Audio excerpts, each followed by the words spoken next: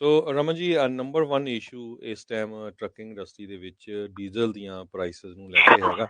ਕਹਿੰਦੇ ਵੀ ਜਿਹੜੀਆਂ high diesel prices ਆ, ਇਹ ਸਭ ਤੋਂ ਵੱਡੀ ਪ੍ਰੋਬਲਮ ਇਸ ਟਾਈਮ ਟਰੱਕਿੰਗ ਕੰਪਨੀਆਂ ਦੇ ਲਈ ਬਣੀ ਹੋਈ ਆ, ਚਾਹੇ ਉਹ USA ਆ ਤੇ ਚਾਹੇ ਕੈਨੇਡਾ ਆ। ਤੇ ਪਿਛਲੇ ਦਿਨਾਂ ਦੇ ਵਿੱਚ 2-3 ਦਿਨ ਪਹਿਲਾਂ ਤੁਸੀਂ ਖਬਰਾਂ ਸੁਣਦੇ ਰਹੇ ਆ, ਪ੍ਰੈਜ਼ੀਡੈਂਟ ਜੋ ਬਾਈਡਨ ਹੋਣਾ ਨੇ ਅਨਾਊਂਸ ਕੀਤਾ ਹੈ ਵੀ ਉਹ ਗੈਸੋਲੀਨ ਟੈਕਸ ਹੌਲੀਡੇ, ਇੱਕ ਜੋ ਫੈਡਰਲ ਗੈਸ ਦਾ ਟੈਕਸ ਹੁੰਦਾ ਆ, ਉਸ ਨੂੰ ਕੱਟ ਕਰਨ ਦੇ ਲਈ ਬਿੱਲ ਕਾਂਗਰਸ ਨੂੰ ਕਹਿ ਰਹੇ ਆ ਵੀ ਲੈ ਕੇ ਆਓ। ਹਾਲਾਂਕਿ ਇਹਦੇ ਕਾਂਗਰਸ ਦੇ ਵਿੱਚ ਪਾਸ ਹੋਣ ਦੇ ਜ਼ਿਆਦਾ ਚਾਂਸ ਨਹੀਂ ਲੱਗਦੇ, ਅੱਜ ਜੋ ਖਬਰਾਂ ਆ ਰਹੀਆਂ। ਕੱਲ ਇਹ ਲੱਗਦਾ ਸੀ ਵੀ ਸ਼ਾਇਦ ਸਾਰੇ ਰਲ ਕੇ ਇਹਦੇ ਤੇ ਵਰਕਆਊਟ ਕਰੂਗੇ। ਈਵਨ ਡੈਮੋਕ੍ਰੇਟਸ ਨੇ ਕਾਫੀ ਵਿਰੋਧ ਕਰਨਾ ਸ਼ੁਰੂ ਕਰ ਦਿੱਤਾ, ਕਹਿੰਦੇ ਵੀ ਜੇ ਇਹ ਪੈਸੇ ਹੁਣ ਕੱਟ ਕਰ ਦਿੱਤੇ ਤਾਂ ਜਿਹੜਾ ਪ੍ਰੈਜ਼ੀਡੈਂਟ ਜੋ ਬਾਈਡਨ ਉਹਨਾਂ ਦਾ ਇੰਫਰਾਸਟ੍ਰਕਚਰ ਬਿੱਲ ਆਉਣਾ ਆ, ਉਹਦੇ ਵਿੱਚੋਂ ਇਹ ਪੈਸੇ ਕੱਟੇ ਜਾਣਗੇ। ਸੋ ਥੋੜ੍ਹੇ ਜਿਹੇ ਸਰੋਤਿਆਂ ਨੂੰ ਦੱਸਦੀ ਜਾਈਏ ਵੀ ਵਾਈਟ ਹਾਊਸ ਜੋ ਕੋਸ਼ਿਸ਼ ਕਰ ਰਿਹਾ ਸਸਪੈਂਡ ਕਰਨ ਦੀ, ਕਾਂਗਰਸ ਨੂੰ ਪਾਸ ਕਰਨਾ ਪੈਣਾ ਆ ਡੀਜ਼ਲ ਦੇ ਉੱਤੇ ਟੈਕਸ। ਜਿਹੜਾ ਗੈਸ ਦੇ ਉੱਤੇ ਟੈਕਸ ਹੁੰਦਾ ਆ ਉਹ 18.4 ਸੈਂਟ ਹੁੰਦਾ, ਤੇ ਜੋ ਡੀਜ਼ਲ ਆ ਉਹਦੇ ਉੱਤੇ 24.4 ਸੈਂਟ ਪਰ ਗੈਲਨ ਹੁੰਦਾ ਆ।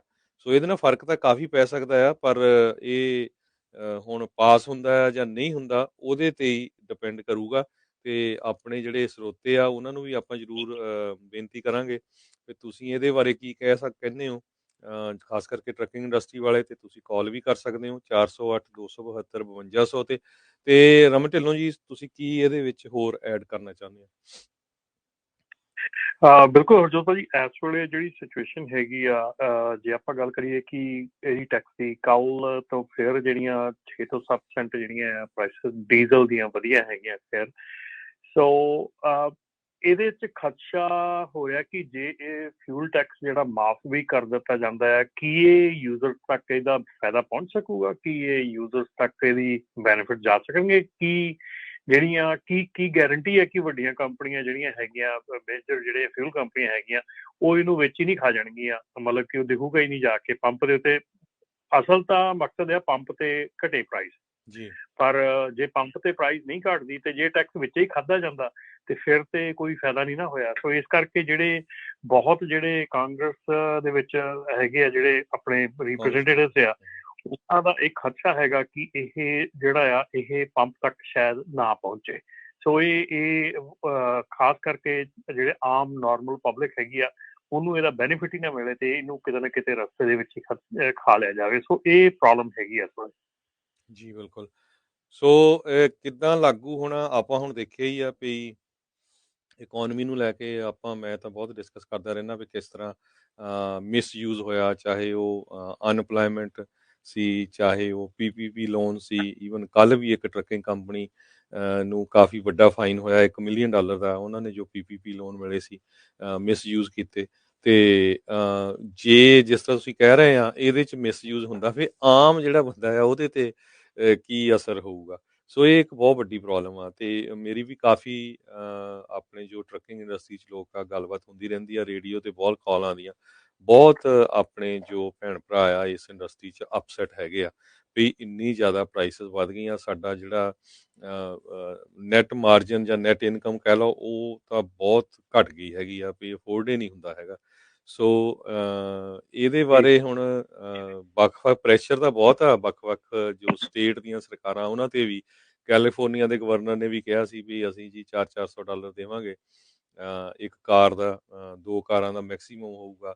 ਸ਼ਿਕਾਗੋ ਵਾਲੇ $500 ਕਹਿ ਰਹੇ ਆ, ਪਰ ਹਜੇ ਤੱਕ ਕੁਝ ਕਰ ਨਹੀਂ ਰਹੇ।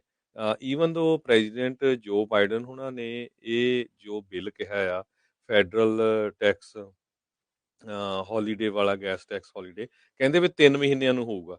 ਸੋ ਹੁਣ ਬਹੁਤ ਸਾਰੇ ਲੋਕ ਸੋਚ ਰਹੇ ਵੀ 3 ਮਹੀਨੇ ਕਾਹਤੇ, ਵੀ ਇਸੇ ਕਰਕੇ ਤਾਂ ਨਹੀਂ ਵੀ ਜਿਹੜੀ ਨਵੰਬਰ ਦੇ ਵਿੱਚ ਇਲੈਕਸ਼ਨ ਆਣੀ ਆ, ਵੀ ਜੇ ਹੁਣ ਜੂਨ ਮਹੀਨਾ ਹੋ ਗਿਆ ਵੀ ਜੁਲਾਈ, ਅਗਸਤ, ਸਤੰਬਰ ਜਾਂ ਅਗਸਤ, ਸਤੰਬਰ, ਅਕਤੂਬਰ ਤੱਕ ਹੋਊਗਾ ਤੇ ਨਵੰਬਰ 'ਚ ਇਲੈਕਸ਼ਨ ਹੋ ਜਾਣੀ, ਵੀ ਲੋਕਾਂ ਨੂੰ ਲੱਗੇ ਵੀ ਨਹੀਂ ਗੈਸ ਦੀ ਪ੍ਰਾਈਸ ਥੋੜੀ ਘਟ ਗਈ ਆ, ਉਹ ਤੋਂ ਬਾਅਦ ਫੇਰ ਉਹੀ ਕੰਮ ਚੱਲ ਜਾਏ।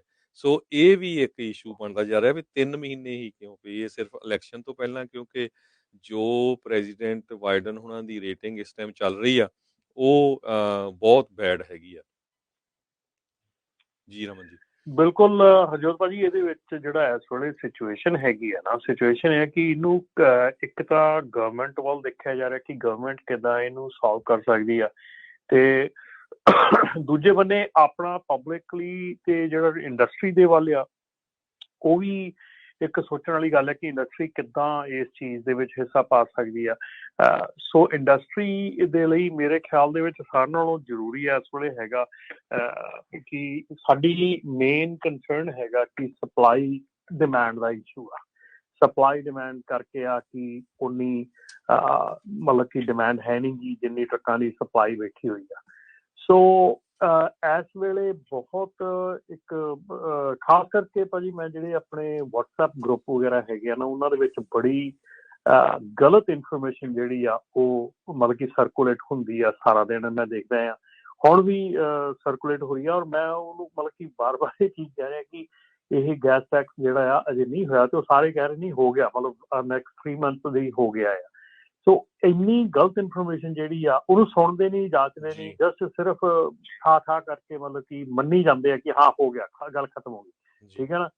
ਔਰ ਵਿੱਚ ਹੀ ਕੋਈ ਸਟਰਾਈਕ ਦੀ ਵੀਡੀਓ ਘੁੰਮੀ ਜਾਂਦੀ ਆ ਕਿ ਸਟਰਾਈਕ ਕਰ ਦਿਓ, ਇਹ ਕਰ ਦਿਓ, ਉਹ ਕਰ ਦਿਓ, ਠੀਕ ਹੈ ਨਾ। ਜਿਹੜੀਆਂ ਚੀਜ਼ਾਂ ਕਰ ਸਕਦੇ ਆ, ਜਿਹੜੀਆਂ ਤੁਹਾਡੇ ਹੱਥ 'ਚ ਹੈਗੀਆਂ ਸਾਰਿਆਂ ਦੇ, ਉਹ ਕਰਨੀਆਂ ਚਾਹੀਦੀਆਂ। ਸਾਰਿਆਂ ਨਾਲੋਂ ਪਹਿਲਾਂ ਜਿਹੜਾ ਇਸ ਵੇਲੇ ਹੈਗਾ ਕਿ ਅਸੀਂ ਟਰੱਕਾਂ ਦੀ ਕਪੈਸਿਟੀ ਕਿਵੇਂ ਘਟਾਉਣੀ ਆ, ਠੀਕ ਹੈ ਨਾ। ਟਰੱਕਾਂ ਦੀ ਕਪੈਸਿਟੀ ਦੀ ਕਿਵੇਂ ਘਟਾਉਣਾ ਹੈਗਾ, ਦੋ ਚੀਜ਼ਾਂ ਹੈਗੀਆਂ। ਜਾਂ ਤਾਂ ਟਰੱਕ ਜਿਹੜੇ ਆ ਉਹ ਖੜੇ ਕਰ ਦਿਓ ਜੀ, ਜਿਹਨੂੰ ਸਟਰਾਈਕ ਮੰਨ ਲਓ ਤੁਸੀਂ, ਜਾਂ ਤੁਸੀਂ ਇਸ ਵੇਲੇ ਜਿੱਦਾਂ ਕੰਮ ਕਰ ਰਹੇ ਆ ਤੁਸੀਂ ਉੱਦਾਂ ਨਾ ਕਰੋ, ਉਹਨੂੰ ਲੀਗਲ ਤੌਰ 'ਤੇ ਕੰਮ ਕਰਨਾ ਸ਼ੁਰੂ ਕਰੋ। ਲੀਗਲ ਤੌਰ ਦਾ ਮਤਲਬ ਇਹ ਆ ਬਈ ਆਪਣਾ ਜਿਹੜਾ ELD ਦੇ ਵਿੱਚ ਜਿਹੜੀ ਘਪਲੇਬਾਜ਼ੀ ਹੁੰਦੀ ਆ, ਜਿਹੜੇ 3 ਲੋਡਾਂ ਦੀ ਥਾਂ 4 ਲੱਗਦੇ ਆ, 2 ਦੀ ਥਾਂ 3 ਲੱਗਦੇ ਆ, 3 ਦੀ ਥਾਂ 6 ਲੱਗਦੇ, ਮਤਲਬ ਉਹ ਚੀਜ਼ ਨੂੰ ਤੁਸੀਂ ਬੰਦ ਕਰੋ, ਠੀਕ ਹੈ ਨਾ। ਲੀਗਲ ਚੱਲੋ, ਜੇ ਲੀਗਲ ਚੱਲੋਗੇ ਤੇ ਤੁਹਾਡੀ ਕਪੈਸਿਟੀ ਜਿਹੜਾ ਮਤਲਬ ਕਿ ਕਪੈਸਿਟੀ ਘਟੂਗੀ, ਜਿਹੜੇ ਟਰੱਕ ਆ ਉਹ ਸੜਕ ਤੇ ਘਟਣਗੇ, ਉਹਦੇ ਨਾਲ ਉਹ ਜਿਹੜਾ ਆ ਇਸ ਵੇਲੇ 100% ਗਾਰੰਟੀ ਆ ਕਿ ਜੇ ਤੁਸੀਂ ਵੱਧ ਟਰੱਕ ਚਲਾ ਕੇ ਸੋਚਦੇ ਆ ਵੀ ਤੁਸੀਂ ਵੱਧ ਪੈਸੇ ਬਣਾ ਲਓਗੇ, ਇਹ ਜਿਹੜੀ ਚੀਜ਼ ਆ ਇਹ ਨਹੀਂ ਵਰਕ ਕਰਦੀ, ਠੀਕ ਹੈ ਨਾ। ਜਿੰਨਾ ਮਰਜ਼ੀ ਜ਼ੋਰ ਲਾ ਲਓ, ਕਿਉਂਕਿ ਤੁਹਾਡੇ ਖਰਚੇ ਵੀ ਉੱਦਾਂ ਹੀ ਵੱਧ ਜਾਂਦੇ ਆ ਨਾਲ ਨਾਲ। ਔਰ ਮੈਨੂੰ ਕਈ ਵਾਰੀ ਆਉਂਦਾ ਆ ਹਰਜੋਤ ਭਾਜੀ, ਜਦੋਂ ਗੱਲ ਹੁੰਦੀ ਆ ਬਈ ਜਦੋਂ ਲੋਡ ਵਗੈਰਾ ਲੈਂਦੇ ਆ, ਬ੍ਰੋਕਰ ਨੂੰ ਕਾਲ ਕਰਕੇ ਕਹਿਣਗੇ ਸਾਡਾ ਸਟਰੋਂਗ ਸੋਲੋ ਆ, ਮਤਲਬ ਕਿ ਸਟਰੋਂਗ ਸੋਲੋ ਮਤਲਬ ਕਿ ਸੋਲੋ ਜਿਹੜਾ ਉਹ ਟੀਮ ਵਾਂਗੂ ਚਲਾਉਂਦਾ ਆ, ਠੀਕ ਹੈ ਨਾ।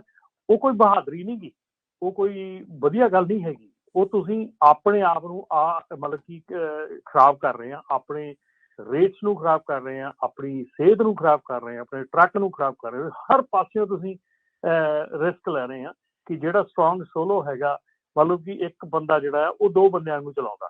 ਸੋ ਸਟਰੋਂਗ ਸੋਲੋ ਜਿਹੜਾ ਆ ਉਹ ਖਰਾਬ ਕਰਦਾ ਤੁਸੀਂ ਆਪਣੇ ਆਪ ਨੂੰ। ਸੋ ਇੱਥੇ ਸਾਨੂੰ ਥੋੜ੍ਹਾ ਜਿਹਾ ਚੇਂਜ ਕਰਨਾ ਪੈਣਾ, ਆਪਣਾ ਮਾਈਂਡ ਸੈਟ ਚੇਂਜ ਕਰਨਾ ਪੈਣਾ, ਆਪਣੇ ਆਪ ਨੂੰ ਚੇਂਜ ਕਰਨਾ ਪੈਣਾ, ਤਾਂ ਕਿ ਅਸੀਂ ਸਟਰਾਈਕ ਜਿਹੜੀ ਆ ਉਹ ਫਿਰ ਆਪਣੇ ਕਮਿਊਨਿਟੀ ਦੇ ਵਿੱਚ ਲੜਾਈ ਦਾ ਘਰ ਬਣ ਜਾਂਦਾ।